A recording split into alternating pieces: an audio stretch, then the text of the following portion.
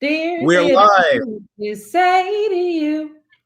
First thing that popped into my mind. Hi, we're live. We're live. I'm Stephen. Robyn, welcome. And Yes. wanted to kick to you about the Justice for J6 rally that was or wasn't. What's your take on what happened? No one went to it. I mean, they had like a few people, but it was not a lot of them at all. And no one went because they all thought it was a false flag. So, which is kind of amazing. And I was just thinking today, like they're all like in almost every like facet, they're doing this thing where they're 4D chessing themselves out of everything. Like they can't go like they can't do public demonstrations because that could be a false flag. There could be, people like us going dressing in MAGA gear and making them look God, bad. better. Because because they need that extra help.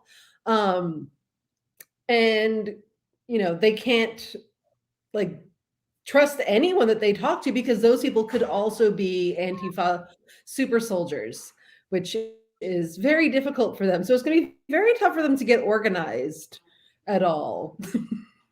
Yeah, and aren't they not taking the vaccine? You'd written something about that. Could you tell us a bit? Like they believe they're not taking the vaccine and thus dying despite us, which is like a rabbit thing. Yeah. That's John Nolte at Breitbart, who said that, probably all of the liberals are conspiring to make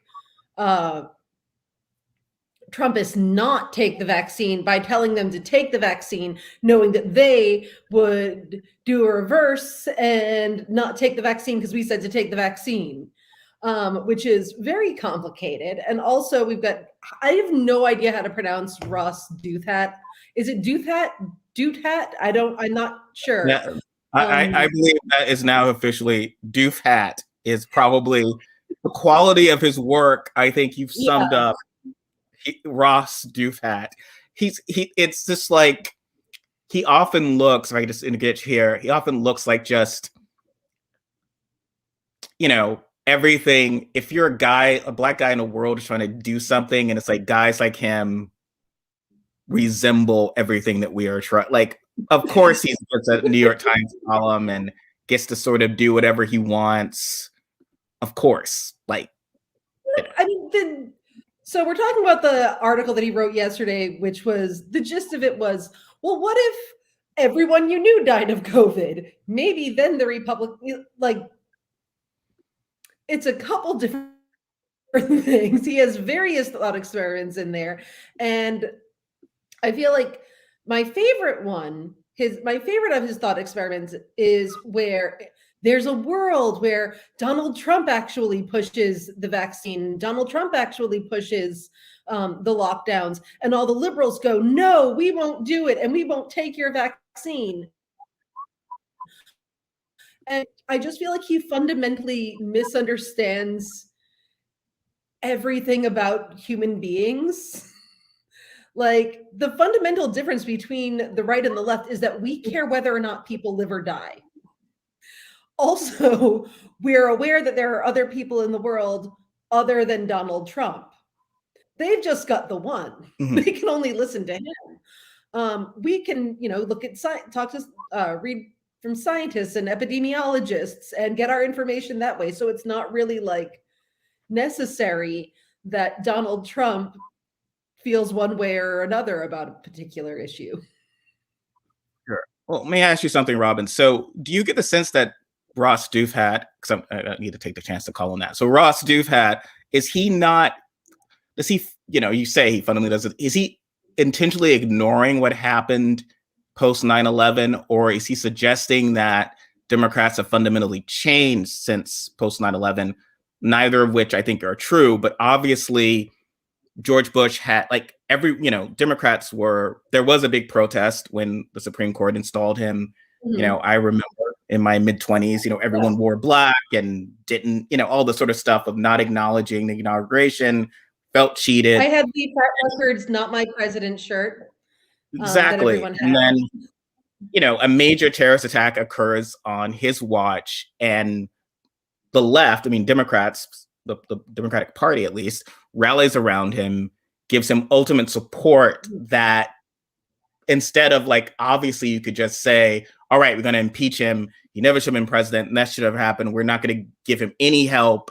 We're certainly not going to follow him. And he's like, hey, let's invade Iraq, instead of being, no, we totally still want to support you, to the point that there was so much support for Bush post 9/11 that he got he sort of bucked random countries that had nothing to do with anything. And he bucked the odds about midterm losses, because in 2002, Republicans kind of held their own, which is traditionally there was no rush to vote him, because Democrats were on the train with him. So there seems to be the precedent that Democrats want to get along. And I guess it goes to other points you've made of no matter what we do, no matter how often mainstream Democrats try to say we're bipartisan, we want to help, let's get together, Republicans exist in a world where we are not what we are. It's just very frustrating, right? They never send any thank you notes, is what I can say about that. I would also like to be on record for saying that I never gave George Bush any kind of a chance, and I was like, he's garbage from the beginning to the end, and I was correct about that. You were very correct, but you were sort of on the out. You were on that post 9/11. You were supposed to be like, oh, he's a great guy, and let's get behind him and rally behind him, and we feel secure now because he's speaking. There was sentiment, and it wasn't. Folks like you were considered inconvenient for saying, and Barbara Lee for saying we should not why are we jumping on the invade countries bandwagon? But that goes to, again, to get back to what the original point about his idea of fundamentally, this is not. So he's someone who constantly writes about culture. The left has no history whatsoever of just being gonna cut our nose off to spite our face because we want someone to be unhappy. There's no history of that at all historically. And I think what he wants to do is just both sides things to death, where it's well, if you were in their shoes, you'd be doing the exact same thing because people are all alike, and not so much. And I feel like it's sort of in a way to make everyone sympathize with them more, because you'd be doing the same thing, which we wouldn't. Isn't that inherently supervillain thinking? If you read a comic book in your life, that's how bad guys view the world and good guys don't. This is discuss this. It's art that that is essentially, one could say it's not particularly very complex, our superhero mythology, but he's someone who's also very Catholic, and I can say that a lot of our good and bad, is rooted similarly, and it's just I continue to be somewhat surprised of just this is a dilemma that's not that complex. You probably saw a Disney film that's okay, well, don't be that guy. That's bad. And so this idea of you are. I'm gonna be motivated solely by pettiness is such a very silly thing. It's such a dysfunctional relationship. This will never work. No. Sorry, I'm just literally switching over to look at the YouTube thing and just to make sure that no one crazy is on there, because apparently there was someone very awful last time, and I was like, oh no, I gotta do that because I'm ADD and I forget to do these things. Yes, that happened last time. People like to troll and then die, I guess, is the with the with what we were seeing with Ross's theory. It's this weird, because right now it seems the Republicans, they're winning, right? It's just this weird, it's fundamentally we are. And so, I'd gotten a lot of pushback from Usual Suspects when I'd written about Nancy Pelosi saying, we desperately need a good Republican Party. And everyone's like, no, she has to say that because you have to talk up the other side to get people to vote for you, which I don't think is how anything works, but fine. I'm not a genius like these people seem to think. And I don't know, obviously doing the same thing that's never worked and trying to appeal to so-called independents. I can only observe that's never worked, but it doesn't. It's what is weird is like fundamentally, doesn't it seem like right now all the quote unquote good Republicans are running scared. They're quitting. Most, another guy in Ohio is retiring next year. He's 36 and he voted to impeach Trump. Everyone who stood up to Trump is running scared. It's like 1930s or it's the Russian Germany or the Russian Revolution. It's clear these guys are being forced out. Trump is overtaking the party. Trump is actively endorsing people who want to, who are, overturn the election. So clear, like in Secretary of State races, both in Georgia and Michigan and Arizona, he's backing the person who's like, oh yeah, there's total fraud and I would have overturned the election and not certified. He's backed that candidate as opposed to the people who said, hey, let's not be overtly criminal. So it's we aren't, that party is still, we are still trying to contend with that party no differently than any other, a quote unquote normal Republican Party. And if you look at that, it just seems like, well, why would you think they'd get less mobbed up when all the encouragement is to be mobbed up? It's just wishful thinking. They're winning. There's like no amount of nice that you can be to people that will make them go like, oh, we should definitely skimp on the things that we want. No, he's going to put people in place that are going to like rig elections for him, ideally, and just like let him do whatever he wants. That is the goal. And Elise Stefanik, who had the ball of she is like my middle name, but she spells wrong. So. Yes, she starts talking now about the permanent election insurrection, and this is something that Dan Patrick in Texas and some others, it's the great white replacement theory, which is Biden's arguably, actually legal immigration policies, but these policies are creating a takeover of the country that is essentially an insurrection. So basically taking the word insurrection and applying that to essentially people coming to our country either through immigration or whatever, voting for Democrats, and thus that is inherently equal to the violent insurrection from a few months ago, which then basically says to these people, and it's astonishing. I feel like Maxine Waters got more heat in the aftermath, both in the media and our own party, in the aftermath of saying like, certainly. If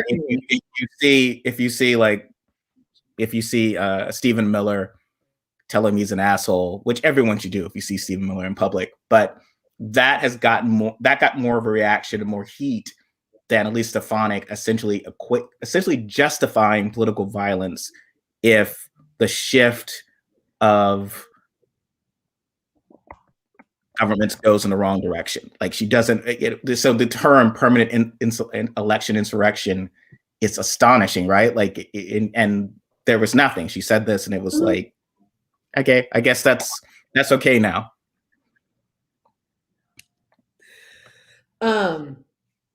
Sorry, I just got a little bit distracted. I'm trying to figure out how to make the YouTube work, which it's not. My face is crazy pixelated. So yes, you don't look like that. They're all going with like the great replacement theory because they found out that it works, because at their core, Republicans and conservatives are very insecure people who are like, they don't think we're cool, they don't want us around, and we're mad about it.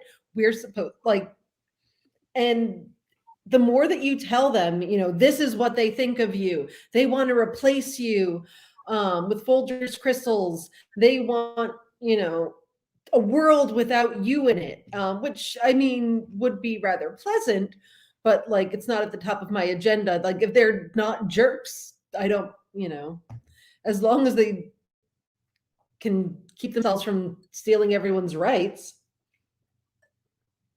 then I guess they can be terrible. I don't know. Everything okay? Sorry, I'm like, oh, you're okay. You're frozen. Oh, sorry. It's Okay, a weird. I was like, what's happening? Am I back now? Yes, yes. Yeah. It's I think it's a communication issue, right? Like their ability to own this in ways.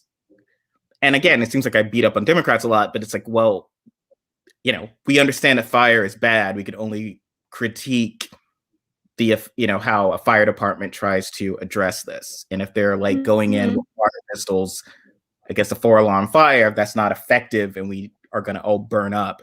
So it just seems where we run scared from, like, oh, we lost all these seats because of saying defund the police, despite a history of police violence with no effective reforms. And whereas Republicans here is like, yeah, well, sure, there's an insurrection, but that's because your open borders policy has pushed our people to this point. And we dare say it will continue to push them to this point. Whereas even just saying like, look, we're at a point where we defund the police because you are not doing anything. We can't own that. We can't state that. Oh yeah, no, like they're allowed to be like, oh no, like you have to treat all of these people delicately or they are going to overthrow the government. They are, special snowflakes. And you can't ever tell them they did anything wrong or else you hate America. And also they'll have every right to murder you, which is clearly what they think. But like, no one is worried about how we feel. Like, no one on the left is like warning people on the right, oh man, if you guys don't, start taking care, like, if you keep pushing these people, they're going to eventually strike back at you in some capacity. And sure, we don't go around carrying weapons. That might be part of it, but there's not the same assumed fragility. Like, no, and the upset. It is interesting because I believe, to certain degrees, there was criticism of Elizabeth Warren or Bernie Sanders for, focusing too much on economic solutions in lieu of, the oppression of marginalized groups, either, people of color or women with like abortion rights and whatever. And we can agree. And it's debatable as to how valid that criticism was. But at the same time, it does seem like, to me, the irony is that the mainstream Democratic response to a lot of this is to address economic concerns. It's like, oh, but what they believe is the moderate economic concerns. So when, a wave of anti-Trumpness brings Democrats into power into 2018, the idea is the Pelosi and others, their position was, we're not going to engage with Trump. We're going to pass these bills that Mitch McConnell will laugh at, even if they're moderate. He's like, I'm not going to pass any of your stuff, but we're going to do that and show that we can govern, but we're not, we don't want to impeach Trump. We don't want to engage, to the point where he had to do something so horrible. And, that doesn't seem to, that is still trying the idea that you can fix this through kitchen table solutions when it's not a kitchen table. It is ultimately, a culture war. And you've been writing a lot about this stuff of where from the QAnon and from the people living in a different world that you can't, there's no kind of polite democratic vote that would help with that. That makes sense. No. And this is the thing. They're freaking angry about the fact that they're losing the culture war. Like they're not just like sitting back and being okay with it. That's a large part of why, they're going after abortion rights so hard. Because basically, I think it's sorry, let me collect my thoughts for a second. They've gone at hard after abortion rights before, but they're really, really fierce on it right now. And when you think about it, like they've pretty much, even though they have power, they've lost most of the culture war. Because we don't really even care about the culture war. We just want to be left alone to do like, just don't do anything horrible, I guess. But they wanted their purity balls. They wanted their abstinence only education. And they thought that that was going to help them get to the kind of society that they wanted, which is basically, Stepford wives. They thought that they were going to be able to, they tried to create it that way. They tried to, exert whatever social pressure they had to push that, and they failed. And basically it's at this point, they're like, okay, well, we'll do it legally. We will make it so it is very difficult for any woman to have non-procreative sex and not have a baby. Oh yeah. Or at least not risk having a baby. And, they know, the thing is, they know that the rich women will always be able to go and get abortions. They don't care because the rich women hypothetically would be okay taking care of a baby on their own. Poor women, in their mind, they're like, well, they'll have to get married, and therefore more marriage, more women staying home from work, and it basically is their way of fashioning the world that they want to live in. Yeah, and it's very interesting the response to all this, because I remember years ago during the Mueller investigation, right? There would often be folks online and they would say, well, if Trump fires Mueller, we're going to take to the streets. And you're kind of like, oh, you're not going to do that. You're not going to do this. You actively don't like activists. You don't like activism. And you are not going to do this if that actually happens. And so we're sort of seeing this now after, essentially Roe v. Wade being overturned, the precedent being set, the Supreme Court even saying now, how dare you call us partisan? Don't hurt our feelings. We're going to attack. And still the response is like, oh, they're fragile. Like it's, Yes. Well, and God forbid God forbid anyone protests outside, Kavanaugh's house. So like at what point? And it's kind of like, okay, rude. Unlike, yes, taking protest in a park. Yeah. Protest in a park away from them where they can't see anyone or be annoyed. Again, it's like, to Elise Stefanik's evil credit, she is saying your actions are violent. You think what we're doing is violent. Your actions are inherently violent, which justifies our actions. And Democrats have a trouble basically stating, well, you want to, essentially assault women, like people who get legally their rights and their humanity, and then you just want to kind of go about, you want to go to a supermarket happily, go to your nice home happily. Like essentially no one is going to brutalize you. We're not talking about, we're just like a sense of, you're going to go and people are going to outside saying you suck, which again, I'm sure Kavanaugh has legally like outraged over that. Like, oh no, we can't go to a restaurant without people saying that we said a bad, like, oh no. That's really upsetting for us.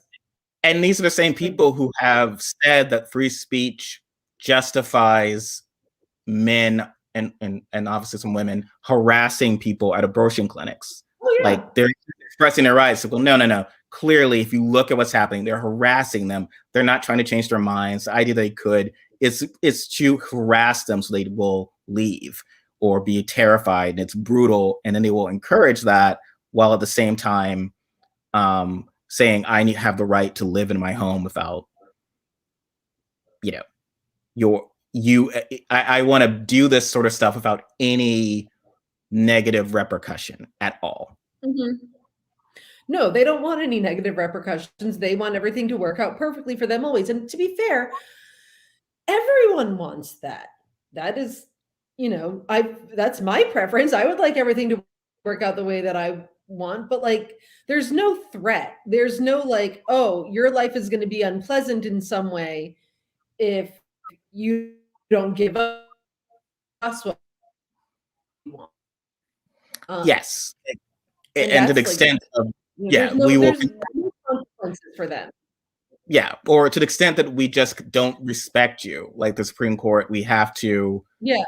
It's not like anyone in Amy Conant Barrett's world, her life, anyone she sees on a daily basis doesn't think she's awesome. I mean, she lives in it's not like she hangs out with you, not like you are one of her coworkers or whatever. Especially Breyer is more inclined to probably see her as a fellow white member of the elite and give her all due respect and everything. So everything's fine. It's just sort of, I don't even want to think that someone or read some sort of nasty New York Times column implying that I am a partisan hack, even though I was clearly, the Supreme Court's very frustrating in the sense of, you all have the option of saying, well, I don't want to be confirmed by a clear party line vote with all Democrats opposed to me.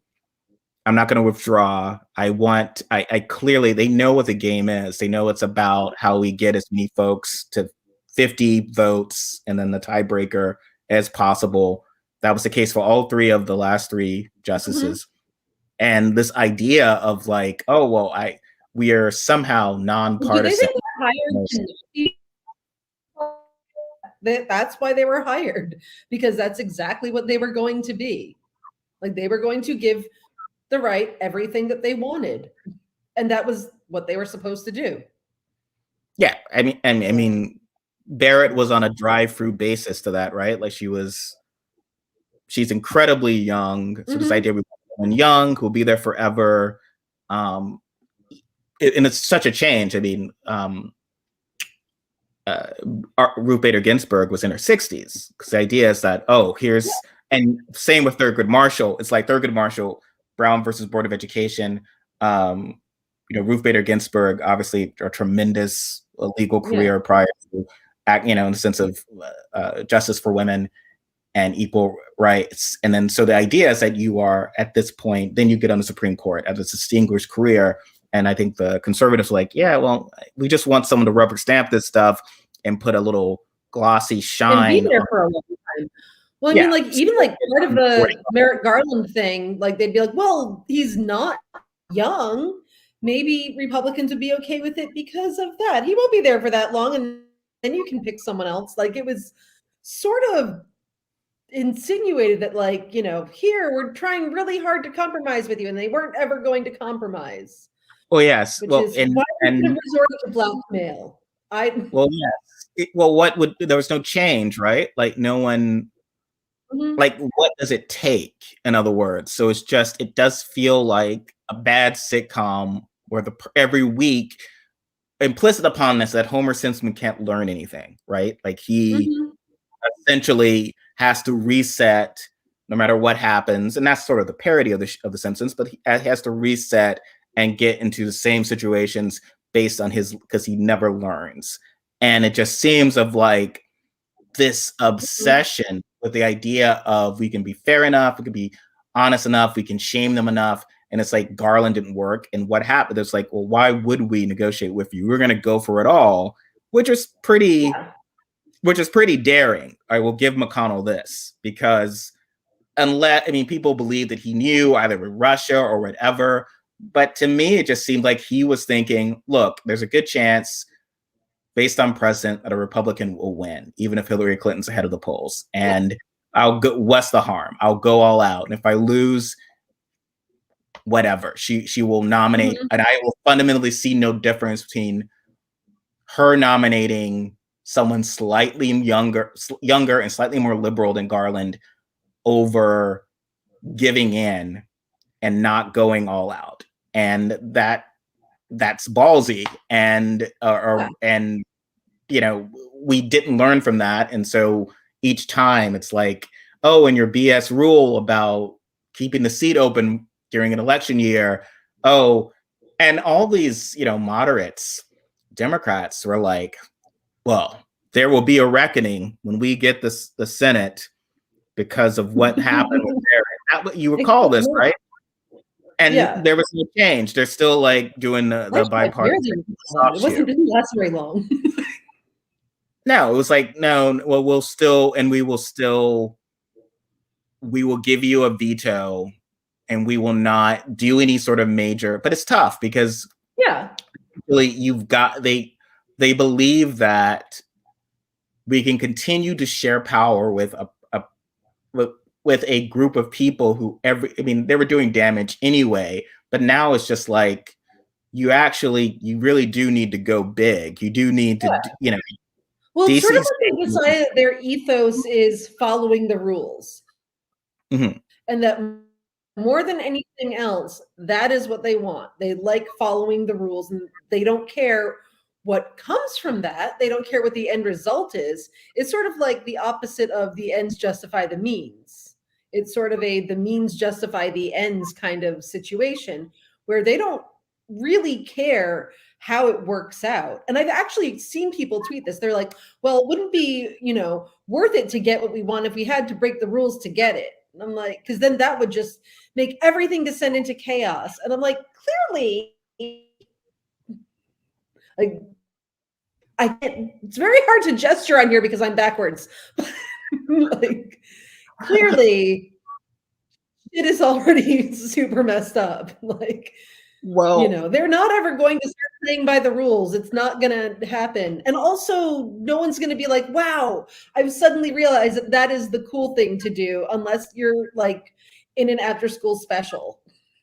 Well, Terry Canfield is a lawyer, and I've written in response to things she's posted as well about, because she always seems to think that like Democrats playing hardball, because a lot of what McConnell's doing is hardballing, even arguably within the rule, like overturning these elections with Secretary of States would be hardball, but not illegal.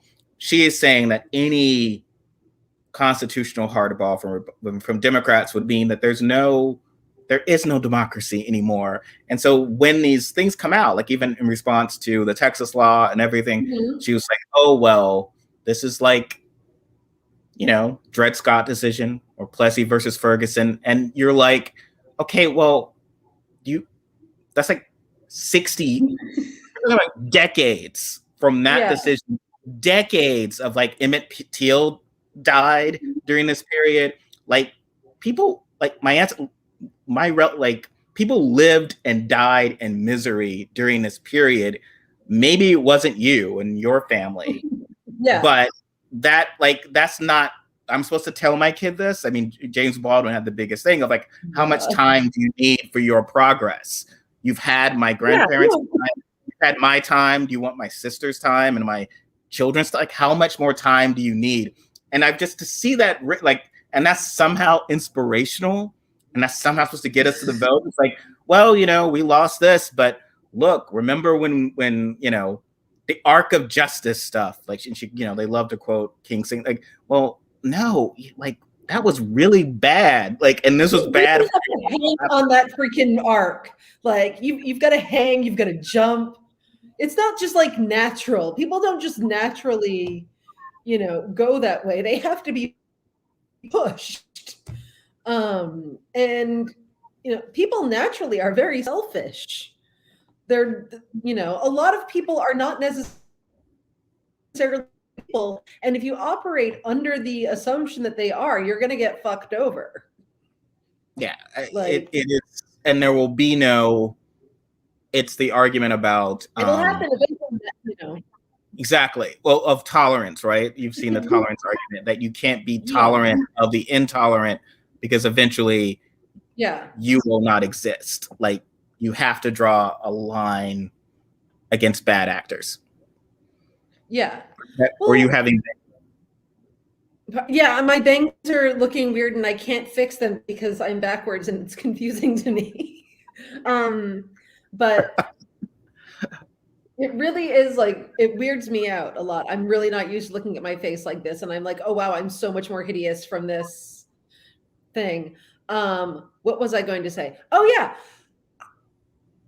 If I'm going to be dead and gone by the time shit changes, to what end are we doing anything? I mean, I'm not just basing this just on me, but it's like we're just supposed to just be okay with incremental change, and eventually you'll be dead, but maybe your grandchildren will have health care and yeah, will go into debt for it. that didn't motivate. Maybe your grandkids will, eaten up by murdered. Like, Yeah. and She was including she included a major setback to the women's voting, like in 1890 or something. And it's like, well, that was another 30 years for like, another 30 years for women voting. Yeah. So your pep talk would be, and how does this work? Like, we go to people who have uteruses at 1925 and who are 25 and say, well, by the time you're menopausal, you might potentially get to vote. Yeah, it's just, that's not an American exceptional story. That's not a story of arc of justice. It's a story of getting our asses kicked and then finally kind of winning. I just don't see that as inspirational. No, it's really not. And the fact is, like, the vast majority of like actual change happened very quickly. Like when it actually changed.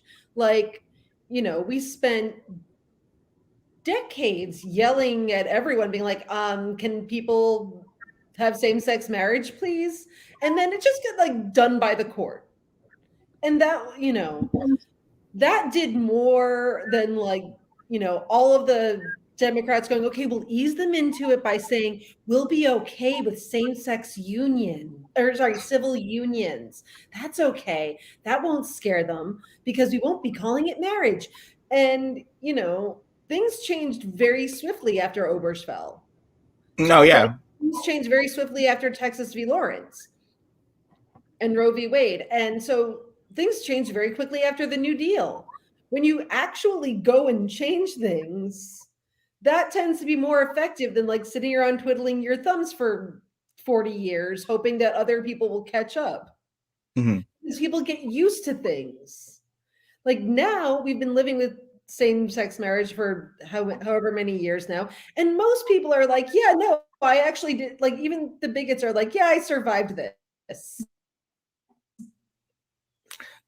This actually didn't turn out to be as what I thought it was going to be. Yeah, well, and they're still. I think they thought all their marriages were going to dissolve or something. I don't. It's not. Well, and they're still coming for it, right? They're still coming for Obergefell. I mean, the latest. Degree. Yeah, but it's hard to get rid of rights. That's their biggest. Now they're yelling at trans people. Like they'll just keep coming up with shit. Like it's never actually going to end. The second they can't, go up to one group, they'll switch and they'll be like, nope, we're mad at this group now. They don't get to have rights. They just want like one group that they can be better than.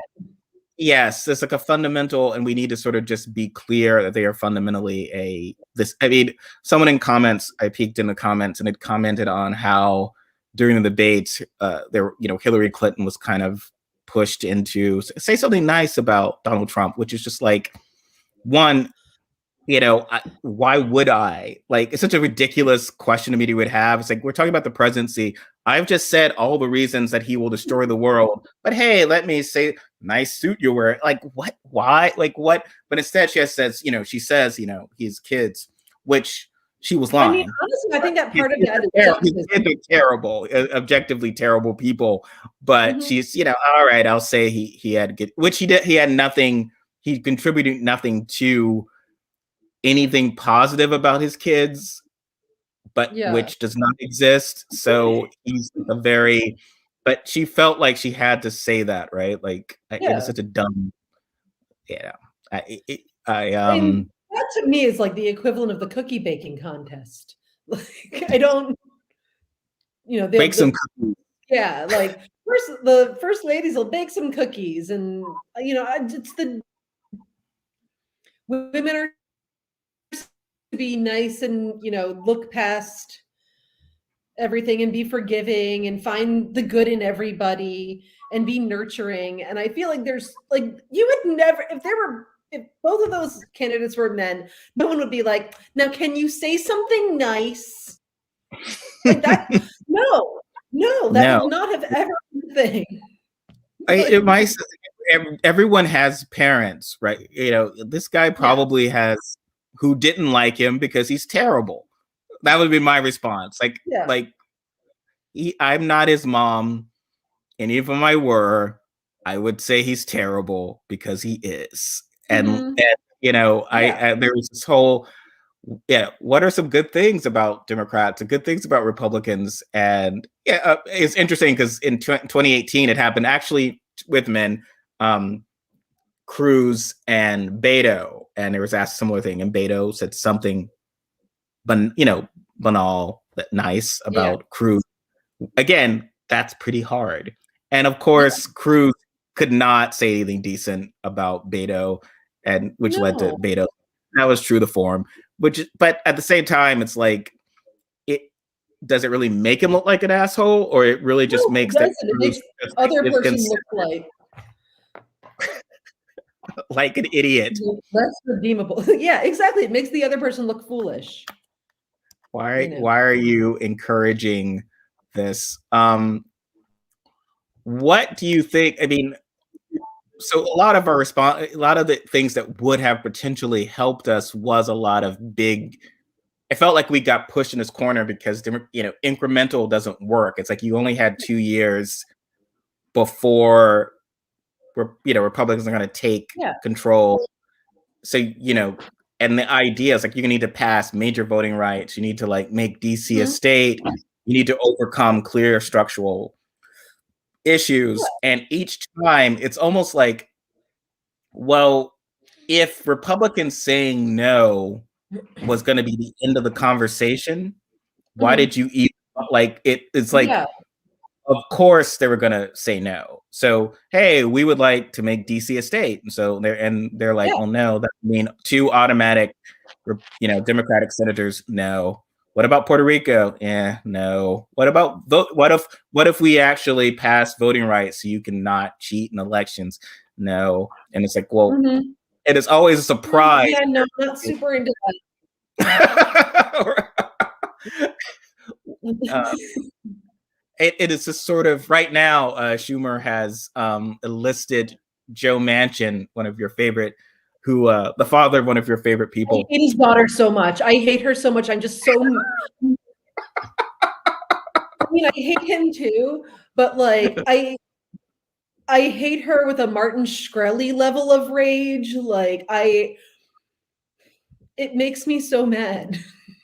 She is. I've never had anaphylactic shock before, but I can't imagine being someone who did and being like, or having a kid who did and being like, well, gotta decide whether Jimmy can live or we can eat. Like, I don't, oh, sorry. Go on. Well, no, so Schumer has enlisted Manchin with finding 10 Republicans willing to break the filibuster and support the Stop Republicans from Cheating bill, which I don't think there will be a grand. It's like fundamentally flawed, obviously. So, and it won't. So, what do you think? It won't work. So, what do you think will happen after that? Do you think Manchin or Sinema will be like, "Wow, we've seen the error of our ways. we keep walking into this rake? Do you think we will? That doesn't seem to ever happen.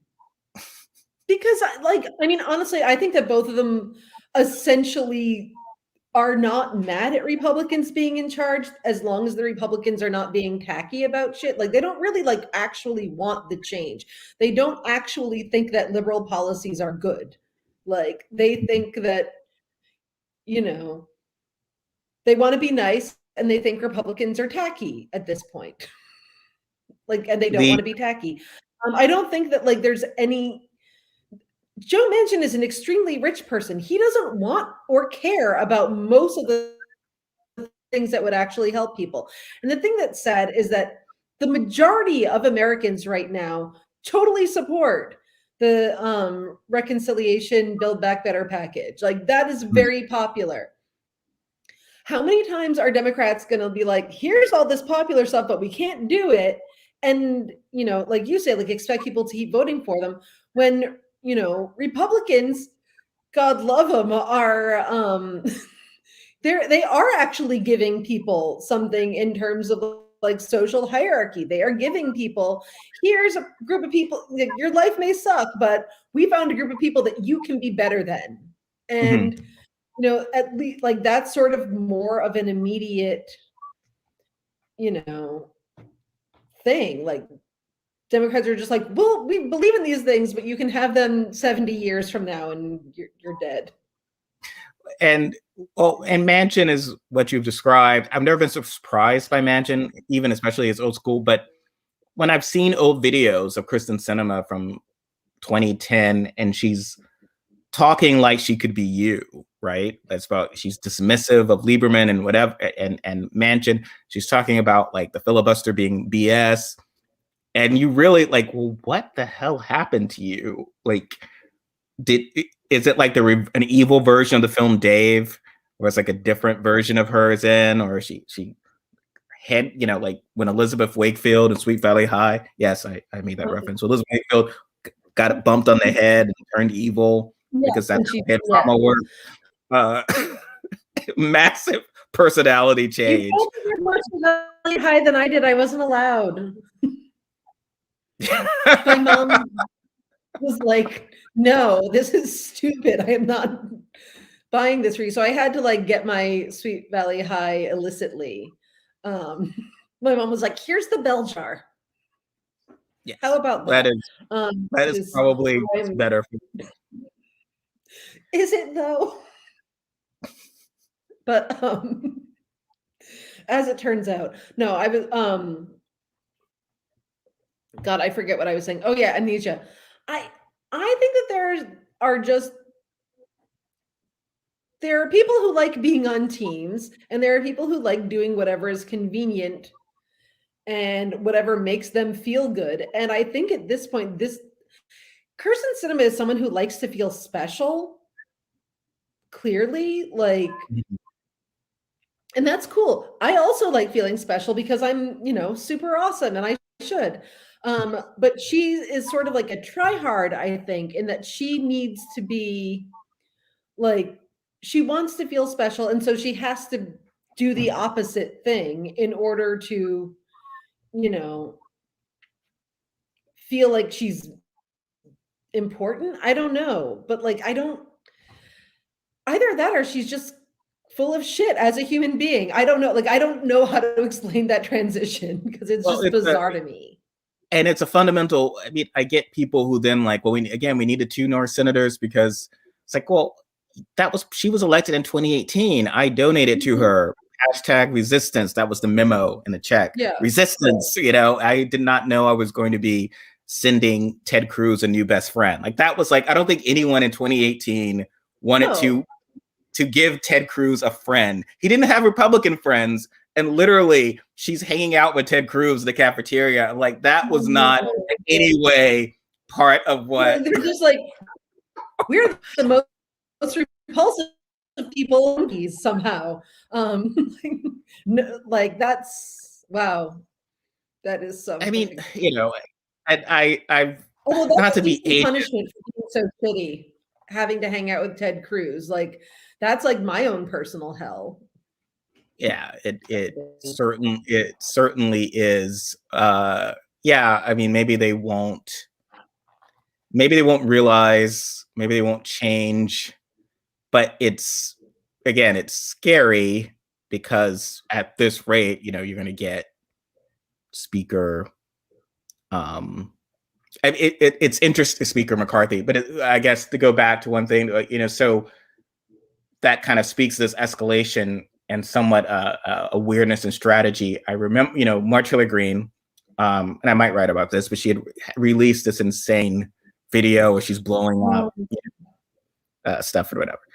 And the reaction was someone included a equally gunsy ad from Brian Kemp implying that it was recent, but it's also not. blew up a car. They both blew up, didn't he? Yeah, I think he also blew up a car. And it was from 2018, an election he won. And I was kind of like, oh, that seems like Democrats are doing a cell phone by like pointing out, well, he won. He beat Stacey. Like, it goes back to what you're saying. Strategy. Yes, it goes back to what you've been saying, that you can't, this idea that Democrats believe that I don't need to engage with Republicans because they will be so terrible eventually. My well-meaning, the term you love, my, fiscally conservative, socially liberal cousin will reject Republicans officially because they're so awful, and this will do it. It's like, oh no, it didn't. That's almost a 4-year-old ad, and he's on his way out, not because he's terrible, but because he literally wouldn't break the law for Donald Trump. So, I don't. It's scary to imagine, and even after Trump, right? You think that would there's no expectation of like, people are still saying, oh, well, obviously Marjorie Greene could never be president. Obviously she could never be a senator because she's too crazy. And it's like, well, and almost like and it's like, well, what about Trump? And then they start trying to have to rationalize who Trump was so that he's somehow not as crazy. Well, it's not. He had a reality show. So like,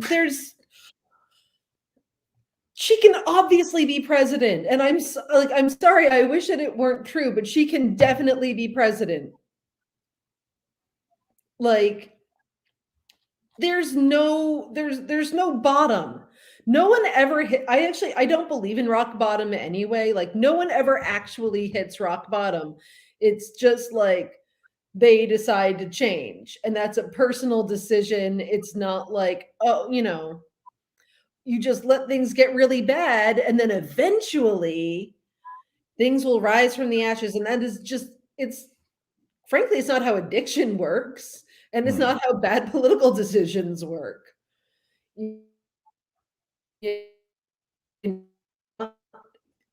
People need to let go of that. It's not going to happen. Like, they just keep getting worse. And the only way to combat that is not by being like, boiled frogs. It's by actually being better and pushing for better things and actually getting those things done so that people go, hey, I would like to keep these things and I will vote for you. Like, that is the best way to win elections, is to do shit that people like. Otherwise, I mean, they don't like a sense of people, so. Yeah, I mean, I guess there's this idea that, and I hear this, well, they can support Marjorie Greene in ways that we can't support Cori Bush because, they win the white vote overwhelmingly. And so when I'm told that, it just seems like, okay, so you're saying that is super racist. Wow, people actually have said that? Yes. And so you're saying that Republicans are inherently racist, that they will support this horrible person, but we have our cross to bear with, that's a Freudian slip. Yes, we have our cross to bear with AOC and the squad because, they only have tenuous support amongst a group that we already lose. Our best case is 40%. well, we need that 40%, so we can't alienate them. But there's no alienate them. Not racist, because the white people, they'll still support Marjorie Taylor Greene, and because the assumption is that Republican policies are better for them. Yes. And Republican policies are better for basically no one, except for like very, very rich people. Like, well, that's why they lie about their own policies. They lie about their own policies and lie about Democratic policies. And I think the only solution is to like really come forward with, as you said, again, like, here's what we believe in, and we believe in something, but what we've been doing hasn't been working. Like trying to appeal to a Republican conscience hasn't been working. Largely because they do not have them. Yes. I feel like if the bully is beating you up and taking your lunch money every day, and you either organize your other fellow nerds, or you stand up to the bully, but like saying, hey, you guys with that bully, I know deep down you're good people, please pick me up, or please stop the bully. It's just inherently dumb, but also just not, it's weak. It's like, I don't want to fight this battle. I believe that you can help me fight it. Actually, I would compare it more directly to my own personal experience, which was teachers telling me that I was getting bullied because I wasn't doing a good enough job of ignoring them. And if I just ignored them the right amount, they would leave me alone. And I'd be like, no, they actually hate me. No. Because I do open my mouth when they say shit to other people, but I can't. I had issues. But like that didn't stop until I opened my mouth and started murdering them verbally. You have to stand up, and you've got to be. So we are. The point is that improved life for everyone in our school, because then the asshole bully who was driving everyone crazy, everyone had lovely poems to read about the size of his head.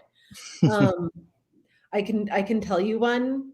It was a head can come in any size. A head like dough can rise and rise till it gets so big no hat can hold it. To get through the door, you have to fold it. That's the old, yes. 7th grade. And take out the bullies. That worked. People had tools to, mess with them. And yeah, no, you're not supposed to make fun of people's looks, but this guy was torturing people, and there was no other alternative. You had to get shit done. You had to play a little dirty.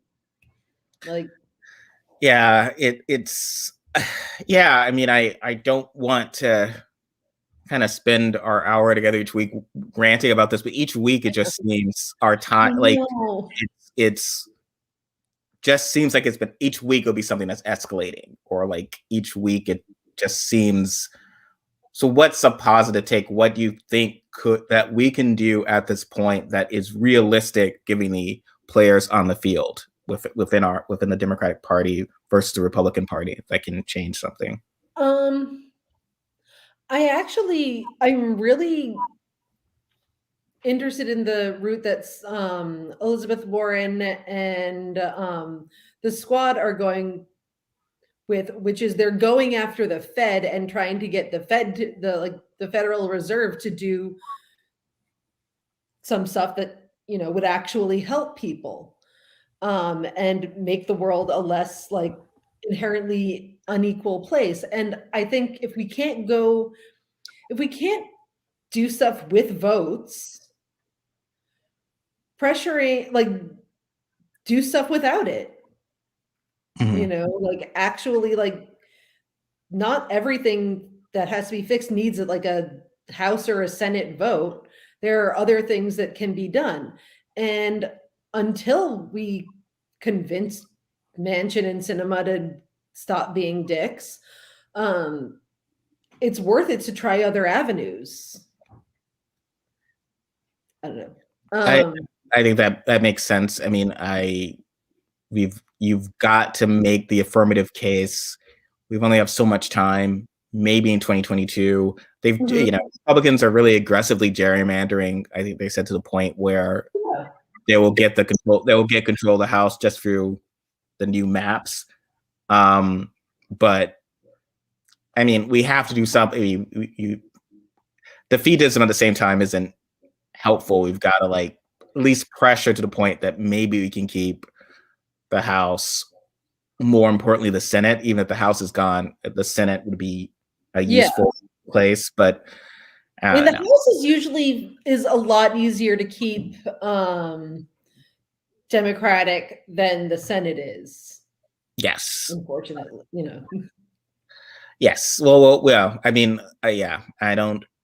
It's a interesting case of where people, the folks who are coming in, like in Ohio, for instance, you want to think that Tim Ryan seems a decent guy, could beat either Mandel or Vance, but then it's like a question of which asshole is going to be the new senator from Ohio. Like, will it be Mandel, who's terrible, or Vance, who's worse in his own way? And it's it's like this army of Ted Cruzes, right? Like, it used to be like really Cruz was, not that you wanted to have a drink with Mitt Romney, but it was like, he's a Mormon. He can't drink. They can't even have coffee. Well, he was someone who, that's your central casting for a Republican on television, right? Yeah. If your TV show, he's the Republican president on a TV show, and he will, because it's a TV show, rise to the occasion in the right moment, right? Like, the aliens are coming in. He's not going to work with the aliens. That's not a president he is. Whereas Cruz was he's a slime ball. He's like Frank Burns from MASH.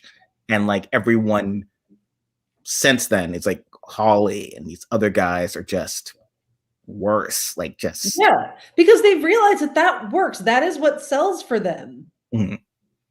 They have realized that everything that the Democrats think about the way that Republicans work is incorrect. They will vote for the craziest motherfucker out there. That is who they want, because they know that motherfucker is going to get some shit done for them. They know that that person isn't as crazy as all of those people may be. They're going to go in there and demand everything. They're not just going to, try and get along with Democrats. They don't want that. They don't want, rhinos, they call them. They don't want that. They want crazy ass people who are going to go in there and be like, please rig all of the elections for us. That would be great. Thank you. Like, please make it so Black people can't vote. How about that?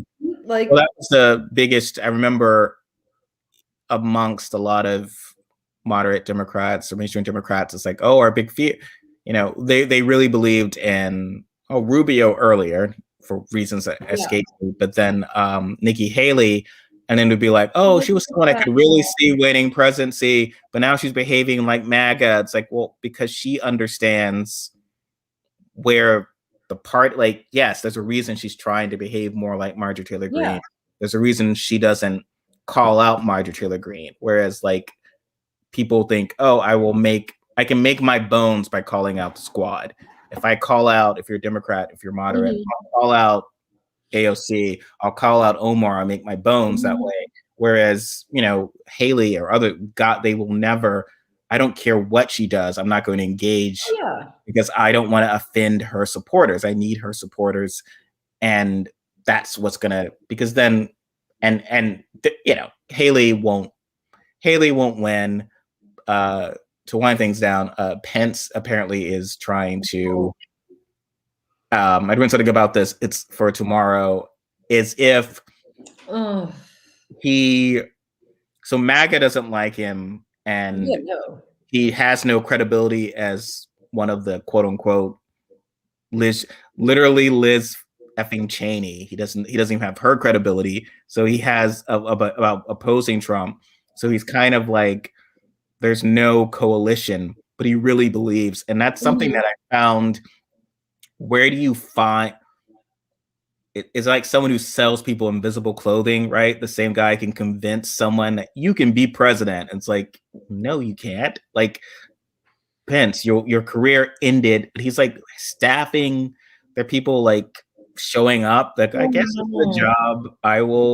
I can, it's like, well, no, you're like a 2012 model Republican. Like I will bias because it's kind of what you're saying before. Is like, oh, I'm a social conservative. I'm Mike Pence, and here's my wife, who I call mother and everything. And like, no one's like, yeah, no, we'll vote for used car salesman looking Herb Tarlick, Matt Getz, who's a sleazeball. They want someone blowing up a car. Like, yeah, we want someone blowing up a car. We'll vote for this sleazeball. We don't need the veneer of respectability. We don't need someone. Yes. We don't need the front man of the mob organization. It's like we're fully in on living our truth.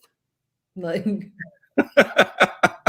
so they're just living their truth. They're just like, this is who we are. We are Marjorie Taylor Greene, and we are proud. And they carry it off in their own way. They carry it off. Yeah. It's tough. I mean, I remember, Pelosi was saying, like, she calls him like, well, what's his name? He'll never be president. It's like, I mean, look, they wanted Trump to win the, the 2016 primary because they were like, he'll be so easy to beat.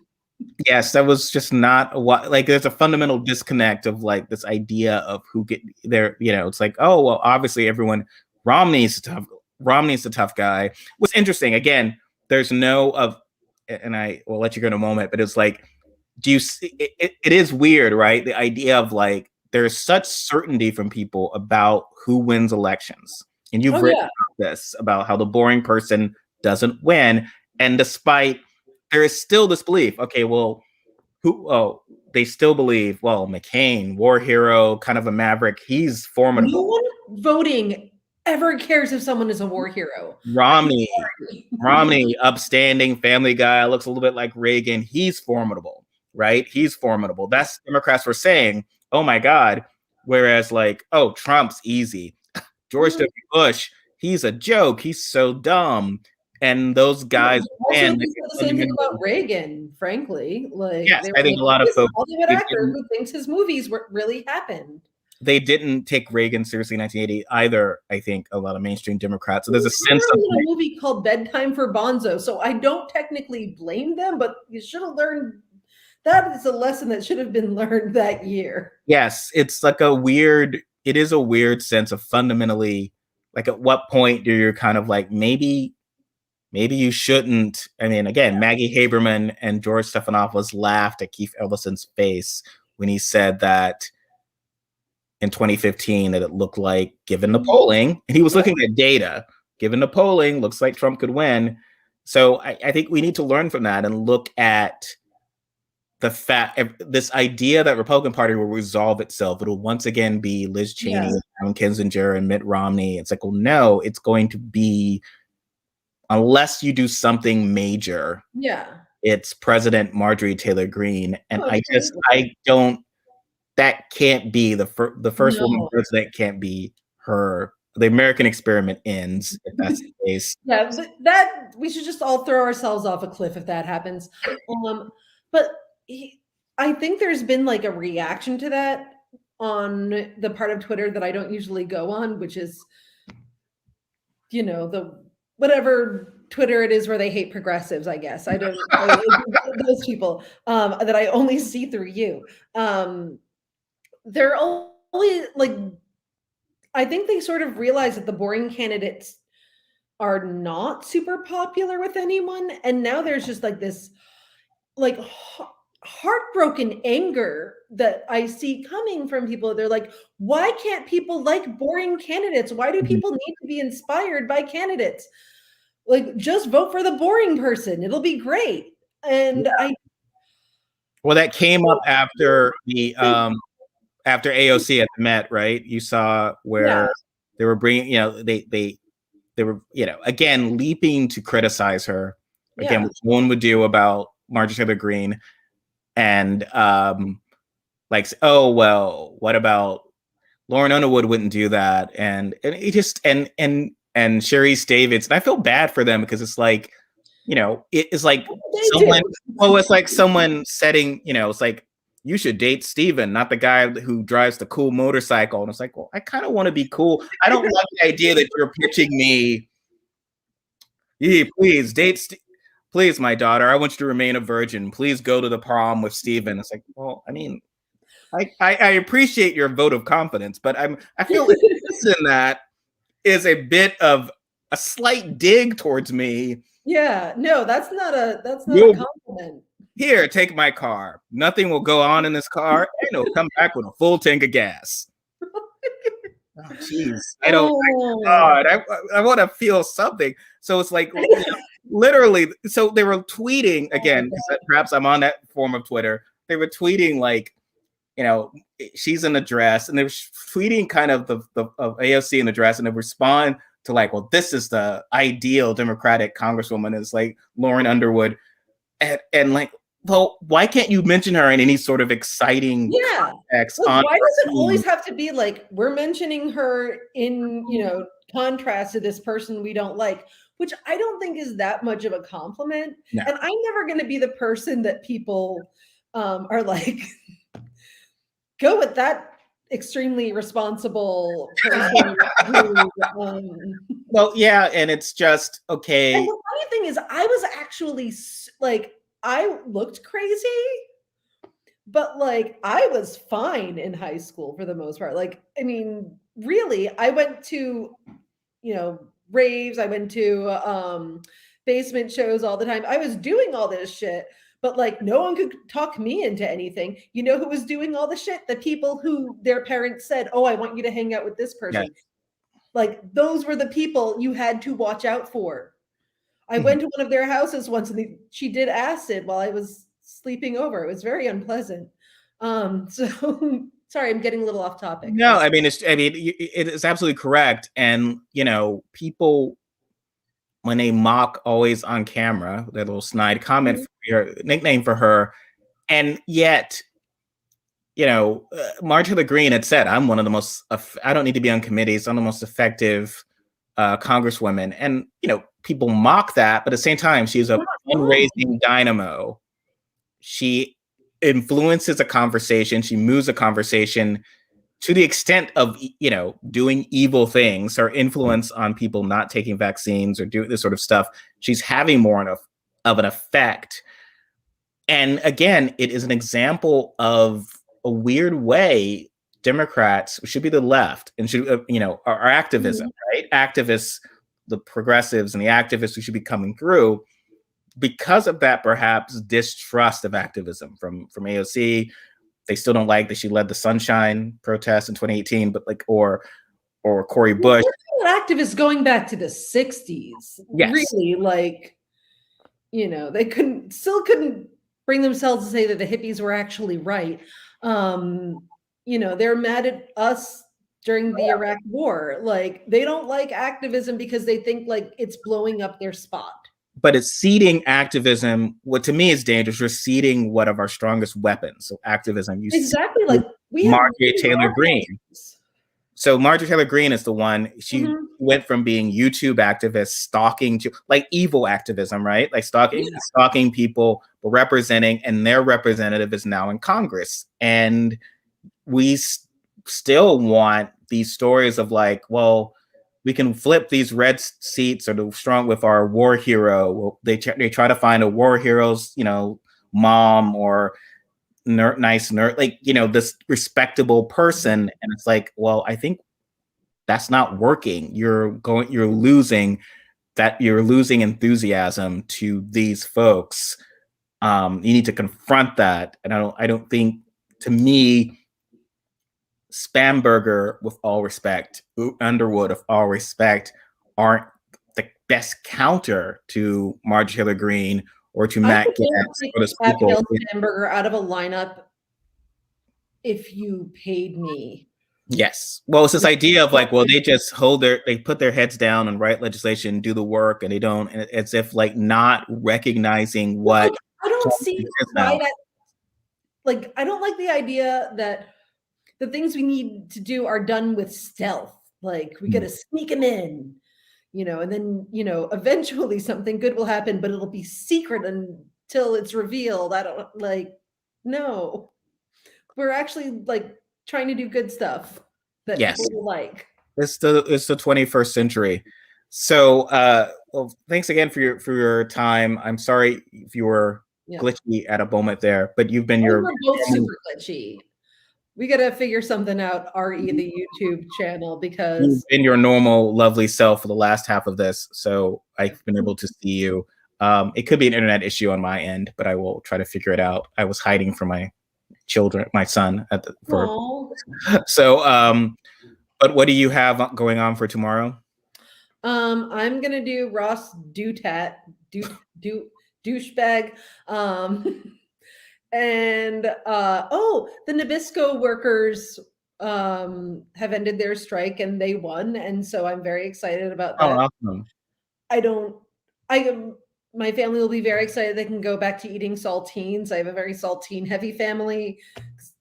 There's a lot of nausea happening. I'm kidding. So now we don't have to get the fugazi anymore. So they'll be about that. And what are you doing for tomorrow? Yes. So Mike Pence is trying to become head of the Mike Pence party, which I don't think will work out. It's very hard to do that, to make that transition.